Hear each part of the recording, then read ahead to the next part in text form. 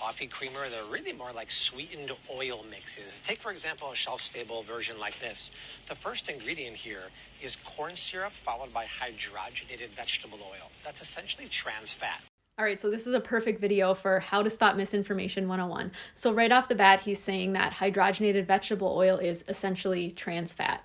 This is a fundamental misunderstanding of basic chemistry.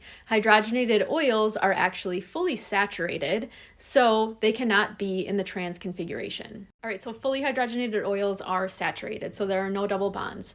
Unsaturated fatty acids have a double bond here, which can be in the trans configuration or the cis configuration. Here's an unsaturated fatty acid in the cis configuration, and this is the trans configuration. Now, partially hydrogenated vegetable oils can contribute to trans fats because they can have these unsaturated fatty acids in the trans configuration. However, partially hydrogenated oils have been banned in the US since 2018. These fully hydrogenated oils are contributing to saturated fats.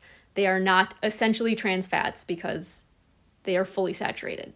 Has Carrageenan, which is a nasty seaweed emulsifier. So claiming an ingredient as a nasty seaweed emulsifier should be a red flag for spotting misinformation. Like, what do you mean by nasty? Yes, Carrageenan is derived from seaweed. Yes, it can be used as an emulsifier. An emulsifier just means that it allows an oil phase and a water phase to combine without separating. Many ingredients can be used as emulsifiers. Even eggs can be used as emulsifiers. So I'm not sure which part is nasty, if it's the seaweed part, but this is a safe ingredient. A lot of the research that people point to saying that carrageenan is inflammatory was actually done with degraded carrageenan, which is not the same as food-grade carrageenan. So yes, it is a safe ingredient, and it's going to be in these creamers at very low levels. Like sunflower oil and 3 grams of cane sugar per serving. He then goes on to point out the oils and the sugars in some of these other creamers, in which case, yes, there are added sugars in some of them. You can certainly find options that don't have any added sugars if that's what you prefer. But what's interesting is that the ones that he is recommending also have oils and sugars that are added. So of course, he recommends a superfood creamer. This one also has oils and sugar.